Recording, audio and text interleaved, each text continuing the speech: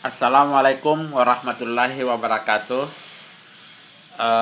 Bagi anak-anak sekalian yang mengambil mata kuliah penginderaan jauh kelautan, kita sampai pada pertemuan ketujuh. Pada pertemuan ketujuh ini, kita akan membahas tentang penginderaan jauh sistem fotografi. Nanti dengan kami menggunakan cara online, sebagaimana sesuai dengan edaran Rektor Universitas Hasanuddin. Di dalam penginderaan fotografi, sistem fotografi udara ini termasuk sebenarnya akan dibahas adalah bagaimana penginderaan jauh sistem drone. Penginderaan sistem drone ini kita akan membuat atau akan menjelaskan juga bagaimana cara membuat sebuah data penginderaan jauh dengan menggunakan sistem drone. Konsep yang akan kita lihat ada dua hal yang akan kita bahas di mata kuliah ini karena waktu hanya dibatasi sekitar satu media pembelajarannya 15 menit. Mungkin nanti akan terpotong-potong, kemungkinan akan terpotong antara satu video dengan video lainnya. Nanti akan kami susun.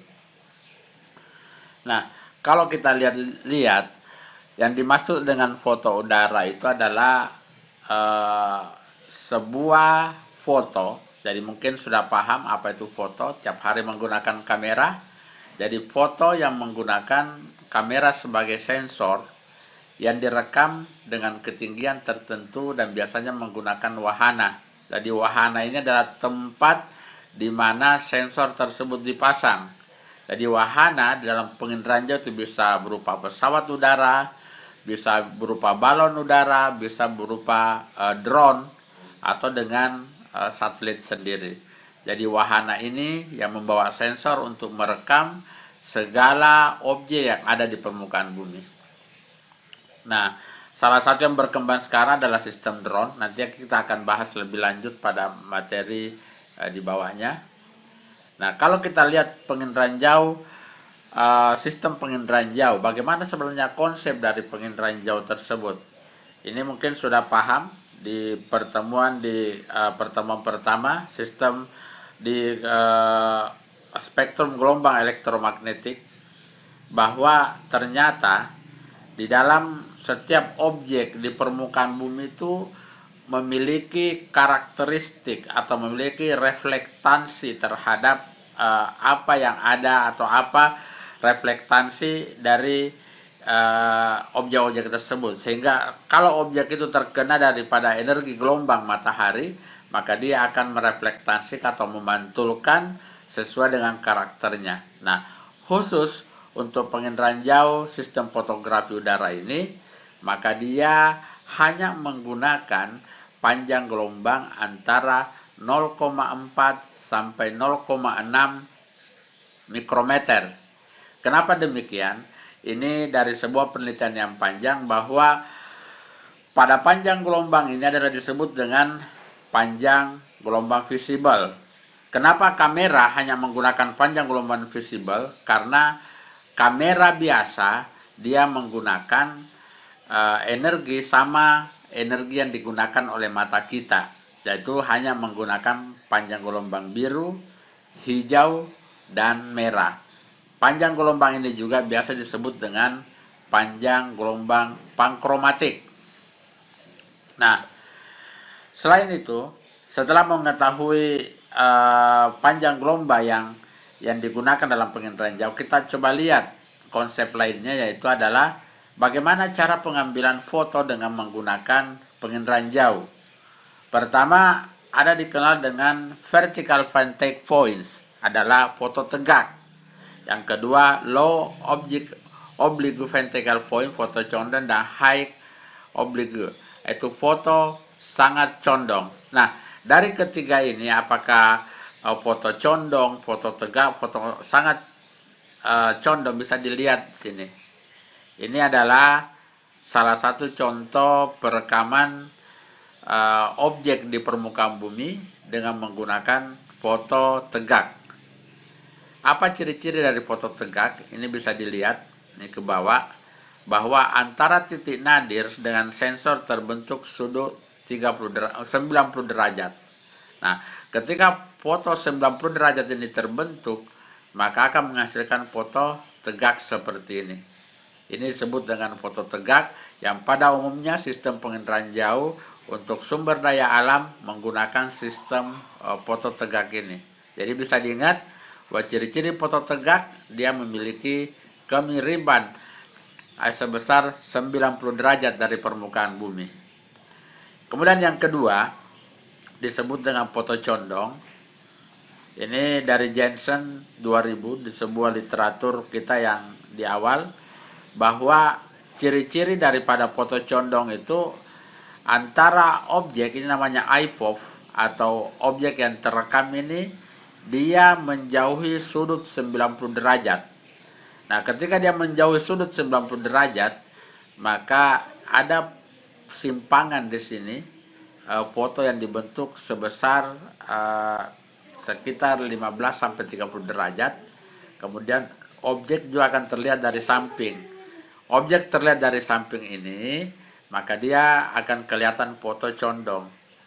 Nah, foto condong ini sebuah jembatan kelihatan di foto dari miring, tetapi ini biasa digunakan untuk foto panorama dan sebagainya. Yang ketiga, ada disebut dengan foto udara sangat condong. Ini sudutnya melebihi 30 derajat. Kalau ditekan 90 derajat, maka di sini ada pergeseran dari 90 derajat ini ke sini. Berarti kalau kita hitung di sini, sudutnya itu sekitar 120 derajat ini. Maka ini menghasilkan sebuah foto yang sangat condong. Nah, ini adalah perbandingan bagaimana foto condong, bagaimana foto sangat condong. Jadi kalau kita menggunakan foto vertikal, maka cakupan daerahnya modelnya seperti ini. Seperti A, B foto condong, dan C foto sangat condong.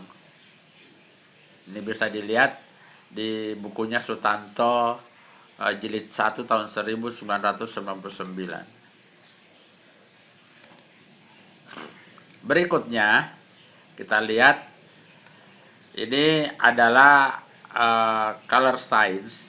Artinya bahwa dalam penginderaan jauh itu menggunakan juga sistem bagaimana menggabungkan antara sistem di dalam pewarnaan. Jadi saya kira sudah dibahas di mata kuliah sistem atau di praktikum untuk sistem spektral, misalnya dengan menggunakan RGB dan sebagainya, sehingga ini bisa digunakan untuk sistem penginderaan jauh.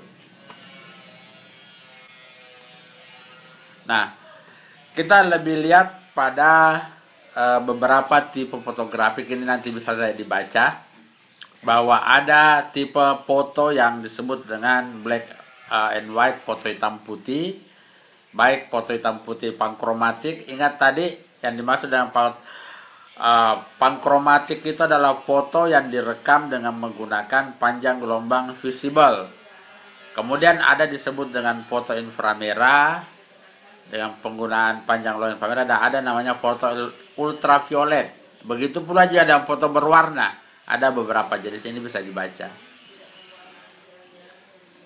Nah, berdasarkan warna ini bisa dibedakan antara ini perlu diingat. Jadi di dalam foto udara itu dikenal ada dua jenis foto, yaitu disebut dengan foto false color, foto warna semu, artinya warna tidak sesuai dengan aslinya. Ini mungkin kalau di penginderaan jauh sistem satelit disebut dengan RGB. Ini kadang kita membuat susunan menggunakan citra Landsat misalnya 432, maka itu bukan warna asli di lapangan. Bukan warna asli di permukaan bumi, itu disebut dengan warna semu. Kalau warna asli itu menggunakan panjang gelombang pankromatik yang seperti warna asli di permukaan bumi. Nah, ini bisa dilihat yang di atas itu adalah warna asli, yang di bawah warna palsu. Kadang warna semu ini kita munculkan sebenarnya untuk mengidentifikasi objek yang memang objek itu ketika warna asli tidak bisa dikenali. Ini bisa dibandingkan kelihatan di atas yang mana rumput, yang mana kalau di atas kan antara rumput dengan warna hijau itu mirip. Misalnya warna hijau di rumput di dinding dengan warna hijau mobil dan sebagainya. Tapi ketika kita menggunakan foto warna semu, maka rumput itu berbeda warnanya dengan mobil tadi warnanya hijau. Ini tujuannya adalah pemberian warna semu untuk meningkatkan informasi terhadap apa yang kita inginkan atau memperjelas daripada objek yang kita inginkan. Ini sama dengan di sini true color dan foto semu. Bagaimana misalnya kita membuat garis pantai, kalau warna asli itu akan susah, tapi ketika menggunakan foto warna semu inframerah maka kelihatan jelas mana garis pantai, mana bukan. Ini bisa jelas dua perbandingan ini. Ini yang ketiga, berikutnya kita lihat skala foto. Nah, di dalam penginderaan jauh kan ujung-ujungnya ke pemetaan.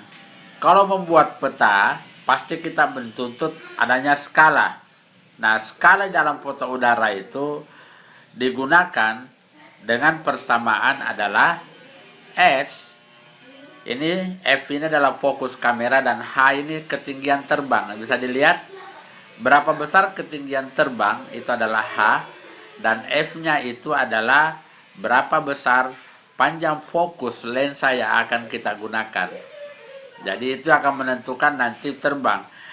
Skala. Jadi kalau semakin tinggi terbang, kemungkinan skalanya juga semakin kecil. Bisa dilihat. Nah, ketinggian terbang yang mana diambil adalah ketinggian terbang di atas permukaan air laut. Ini kan misalnya adalah H yang tercatat ini adalah dari sea level. Sementara pesawat terbang itu bukan di atas sea level, maka ketinggian yang dimaksud adalah ketinggian ketika berada di atas permukaan bumi bukan di atas sea level, sehingga persamaannya berubah menjadi skala sama dengan fokus dalam kurung ketinggian dari sea level atau dari rata-rata permukaan laut dikurangi ketinggian terbang di setiap titik, sehingga kan nanti akan muncul kalau begini rata-rata ketinggian terbang yang akan digunakan. Nah, kalau kamera digital ini mungkin saya tidak jelaskan di sini. Ini adalah bagaimana menggabung citra dalam auto-rektifikasi. Ini beberapa contoh DEM yang dibuat dari foto udara dengan menggunakan digital elevation model dengan auto-rektifikasi tadi. Nah, sekarang kita lihat lagi. Kalau kita lihat wahana yang digunakan dalam penginderaan jauh itu ada dua. Wahana yang dibuat dari pesawat udara atau wahana yang dibuat dari drone. Kalau dari pesawat udara disebut dengan foto udara. Kalau wahananya menggunakan satelit disebut dengan foto satelit atau foto orbital. Ini bisa dipahami. Sekarang coba kita masuk pada jenis kamera yang digunakan. Ini ada beberapa, tinggal kalian lihat, dibaca jenis-jenis foto ini. Foto tunggal artinya kamera yang digunakan hanya satu lensa, foto jamak lebih dari satu lensa, foto multispektral setiap panjang gelombang menggunakan satu kamera, dan seterusnya. Jadi kalau kita lihat kamera kan seperti ini. Cara perekaman foto udara itu. Ini adalah kamera yang digunakan pada pesawat yang wahana yang membawa ini, sensornya adalah foto udara, dan biasanya dipasang di atas pesawat di bagian bawah pesawat.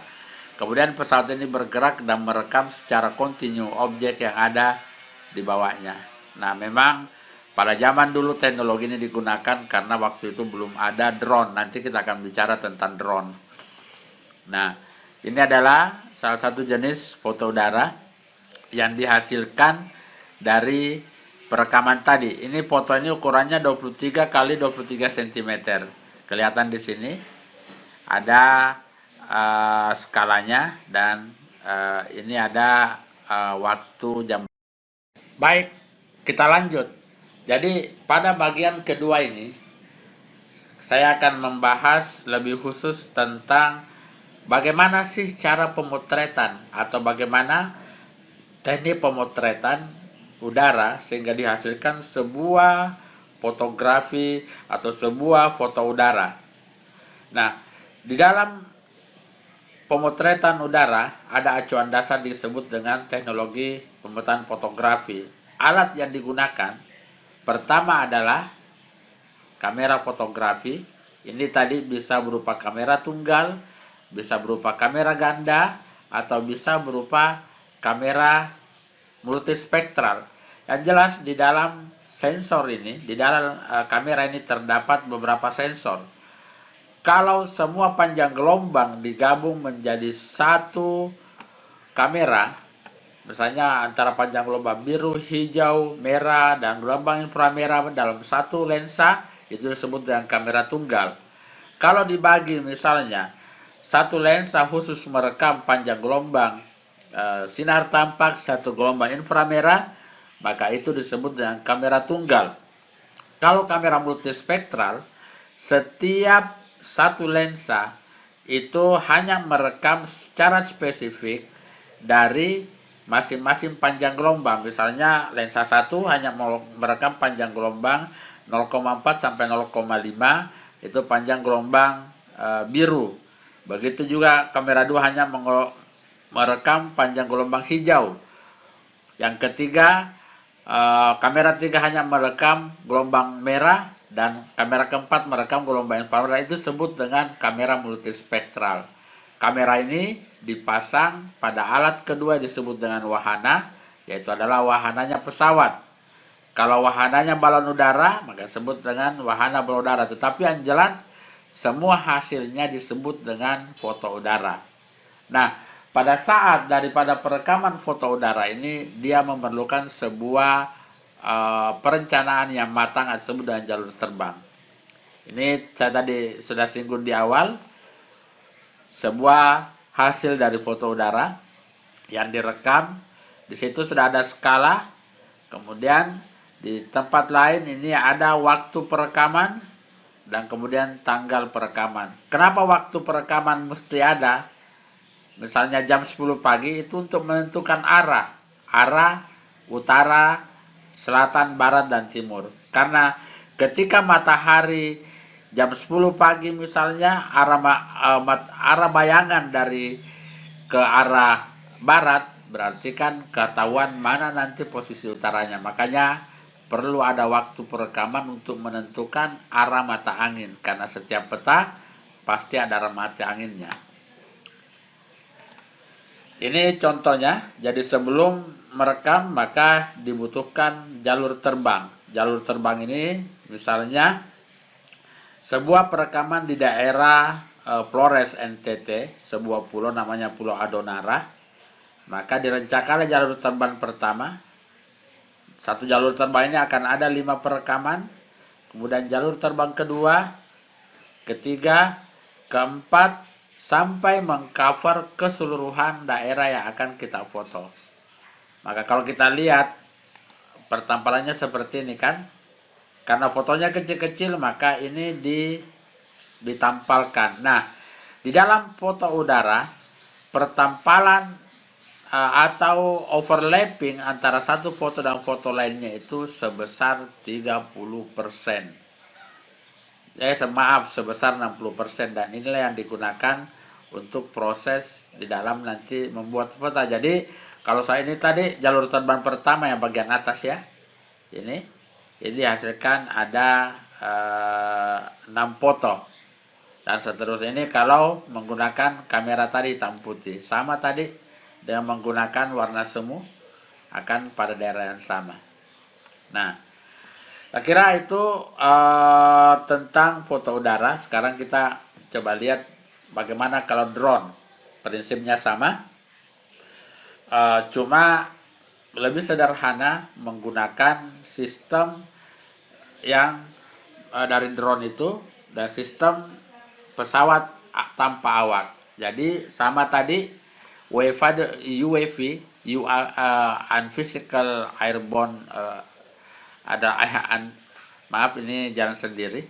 Nah ini kita lihat dengan UAVs ini atau drone, sama kita juga membuat rencana terbang seperti ini.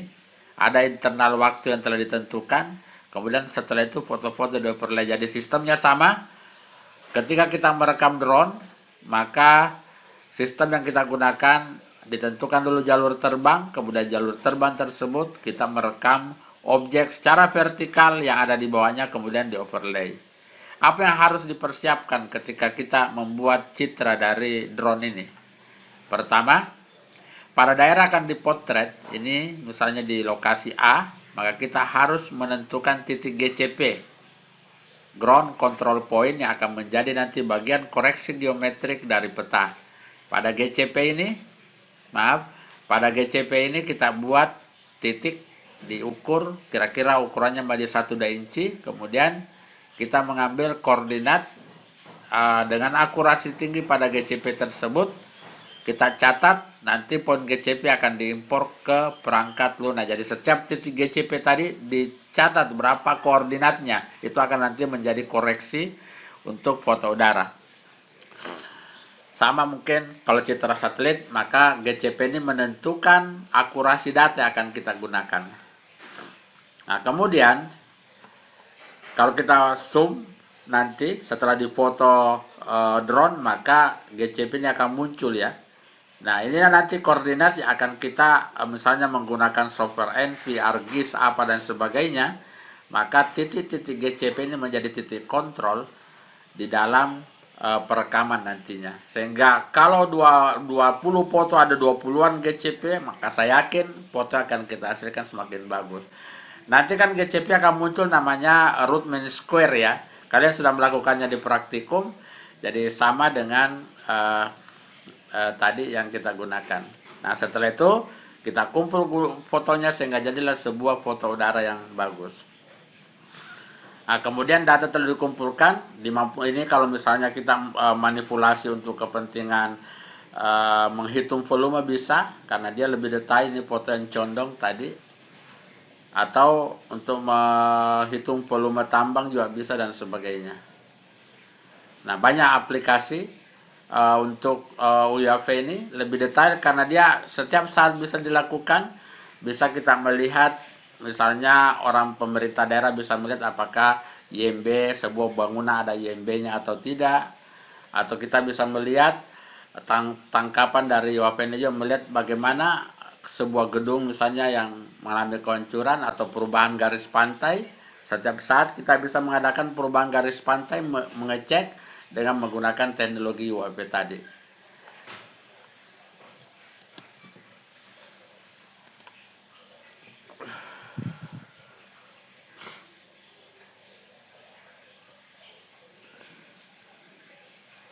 Baik, kita masuk pada bagian ketiga, video ketiga dari pertemuan kita ini, atau bagian terakhir dari perkuliahan kita adalah interpretasi foto udara. Apa yang dimaksud dengan interpretasi?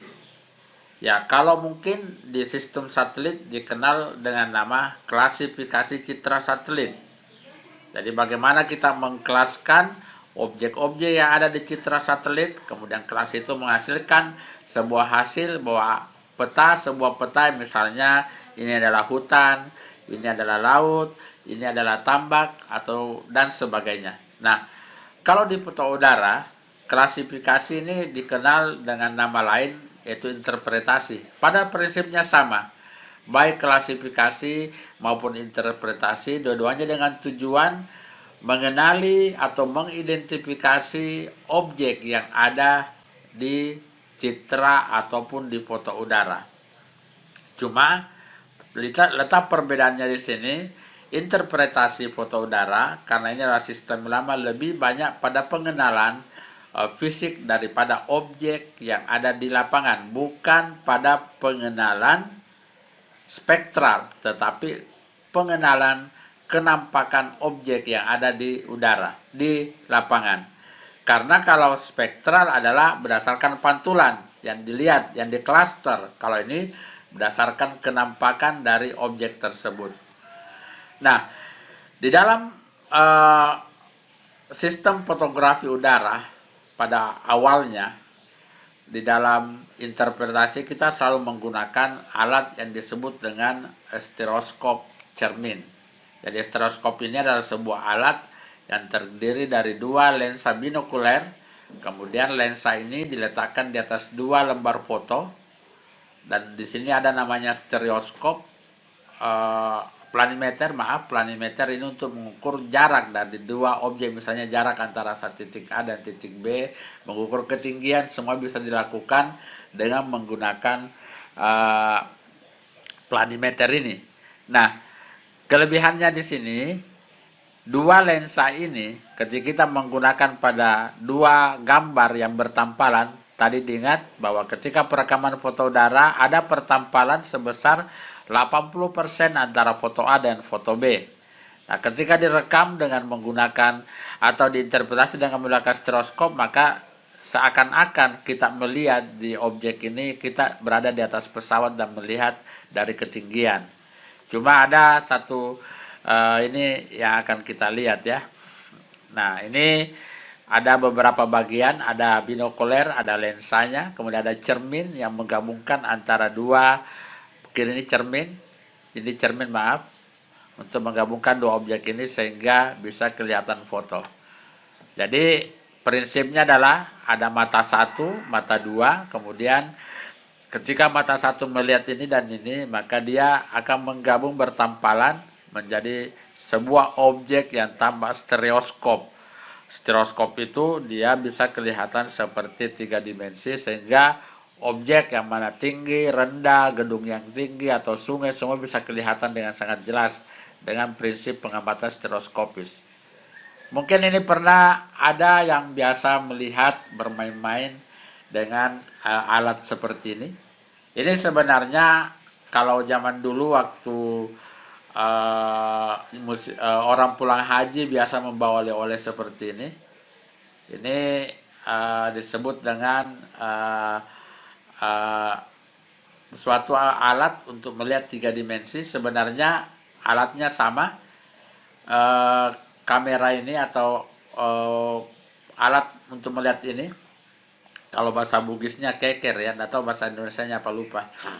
Nah, di sini ada dua, ini alatnya, dan terdiri atas dua lensa binokuler. Kemudian ini foto, jadi foto antara ini dan ini itu bersama, karena ketika dilihat bertampalan, maka kelihatan isi dari foto ini seperti tiga dimensi. Jadi foto ini dengan ini sama, ini dengan ini sama, atau ini dengan ini sama. Nah, ketika kita melihat dalam alat ini, kamera tiga dimensi ini, maka kelihatan seakan-akan objeknya sangat stereoskop. Ini sama prinsipnya tadi. Sehingga bisa dibedakan antara objek yang kasar, objek yang tinggi, objek yang halus, dan atau objek-objek yang beberapa bentukan lainnya. Nah, ini contoh kan, saya lihat ini bukan dari hasil di dalam ini pengantar untuk interpretasi. Ini bukan dari hasil stereoskop tadi, saya ambil dari Google Earth. Ini kan kelihatan bentuk. Ini kira-kira apa? Ini kan sama bentuknya halus. Ini juga bentuknya halus teratur, dan ini juga teratur. Cuma beda bentuk, ada yang besar, ada kecil, dan sebagainya. Inilah yang kemudian menjadi dasar di dalam interpretasi. Kita lanjut dulu. Nah, di dalam interpretasi foto udara, kita menggunakan 9 alat bukti atau 9 alat ukur. Apa sih sebenarnya objek yang akan kita pilih? Kalau misalnya kita lihat foto udara, atau kita lihat citra satelit resolusi tinggi di Google Earth, bisa kita lihat. Pertama, rona dan warna. Apa dimaksud dengan rona warna? Objek kan pasti ada memiliki rona atau warna. Kalau hijau, pasti kita menyimpulkan bahwa ini adalah vegetasi, ini adalah tanaman. Kalau biru, atau bahwa ini adalah laut, atau badan air, atau air. Kalau misalnya ronanya coklat, maka ini kemungkinan tanah terbuka dan sebagainya. Nah, ini kan sudah rona, tetapi kan rona belum sampai itu, ini hijau misalnya, tapi kan kita mau lihat hijau ini apa, apakah dia kelapa, apakah dia pisang, apa dia pohon palem dan sebagainya. Maka kita lihat lagi di bawahnya bagaimana bentuknya, antara bentuk satu objek dengan objek lain berbeda, bagaimana ukurannya, antara ukuran lapangan sepak bola dengan lapangan futsal sama-sama warnanya hijau tapi berbeda, bagaimana teksturnya. Misalnya antara tanaman padi sama-sama rata, bentuknya sama dengan jagung, tapi teksturnya padi lebih halus daripada jagung. Bagaimana polanya, misalnya antara perumahan dengan perkampungan, ada pola yang teratur, ada yang tidak teratur. Bagaimana bayangannya, ada bayangannya yang kalau bayangannya misalnya kan objek yang tinggi pasti bayangannya tinggi dan sebagainya. Bagaimana situs, di mana berada, sama-sama hijau, sama-sama bentuknya misalnya kerucut, tapi satu berada di gunung, satu berada di laut, ya kemungkinan satu adalah mangrove, kemungkinan lainnya adalah pohon yang lain. Kemudian asosiasi, dia kalau misalnya kita melihat sebuah objek, asosiasinya ada sebuah lapangan misalnya, ada bendera, ada lapangannya, ada gedung-gedung, maka kemungkinan dia adalah kantor atau dia sekolah. Dan terakhir adalah konvergensi bukti. Bagaimana kita harus mencari bukti di lapangan bahwa objek ini adalah misalnya objeknya benda apa dan seterusnya. Kalau kita lihat susunan piramida, semakin ke bawah maka proses interpretasi itu semakin susah. Mungkin mulai dari warna saja. Ketika warna kelihatan jelas, kita melihat bentuknya, size-nya, teksturnya, kemudian kita melihat lagi ke bawah bagaimana pola dan sebagainya. Ini saya kira sudah cukup jelas, bisa digunakan, ini bisa dilihat.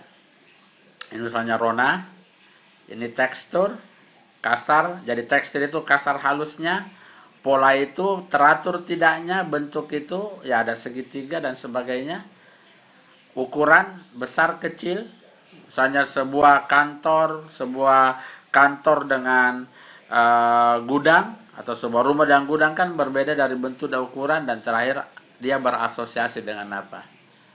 Ini kalau kita lihat bentuk, ini adalah bentuk dari sebuah lapangan sepak bola, the fence, lihat, atau ini bentuk dari sebuah stadion yang besar, ini yang terbuka.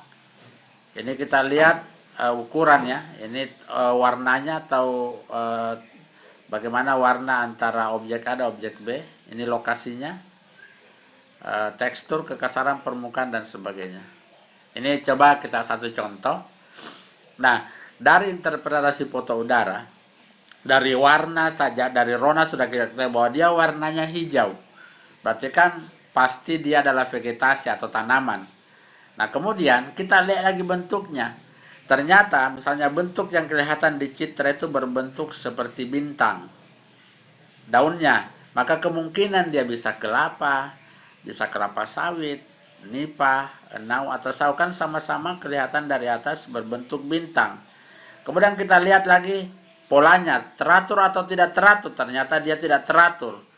Biasanya kelapa dan kelapa sawit, karena ini tanaman budidaya yang ditanam, maka dia teratur. Berarti ini keluar yang dua, ya kemungkinan karena tidak teratur bisa pohon nipah, bisa enau atau sagu. Kemudian dengan planimeter tadi kita ukur berapa sih tingginya. Ternyata tingginya lebih dari 10 meter. Nipah itu tidak mencapai tinggi 10 meter. Yang mencapai tinggi 10 meter adalah enau dan sagu. Maka kita mengambil ukurannya adalah ukuran enau atau sagu. Nah, sekarang dilihat di mana dia berada. Situsnya ternyata dia berada di air payau. Maka yang pasti enau itu tidak berada di air payau. Mungkin enau di Jeneponto disebut dengan pohon lontara, itu bukan berada di air payau. Tapi sagu dia berada di air payau, maka kita menyimpulkan dia sagu. Kalau misalnya dia berada di daratan bukan air payau, pasti dia enau. Ini adalah prinsip, salah satu contoh prinsip identifikasi objek dengan menggunakan prinsip apa namanya tadi? Kita ulangi. prinsip dari klasifikasi tadi, interpretasi foto udara. Nah, sekarang kita coba kembali ke sini. Nah, ini kan kelihatan, ini halus. Sama-sama bentuk bangunan halus ini. Ini adalah daerah Antang, yang biasa lihat. Ini adalah perumahan. Ini kecil-kecil halus, teratur, ini adalah pekuburan. Kan sama-sama bentuknya, tapi kan melihat dari ini kan dari ukuran saya beda. Nah, ini juga pekuburan, kelihatan ini tidak teratur, ini teratur. Ini pekuburan Cina, ini pekuburan masyarakat di Antang. Dan kelihatan kan bangunan yang besar, ini contohnya adalah sekolah, ada lapangannya, dibanding di perumahan tidak memiliki lapangan. Jadi dari sini kita sudah mengetahui bahwa unsur interpretasi adalah satu alat untuk menggunakan atau untuk mengidentifikasi objek yang kita inginkan.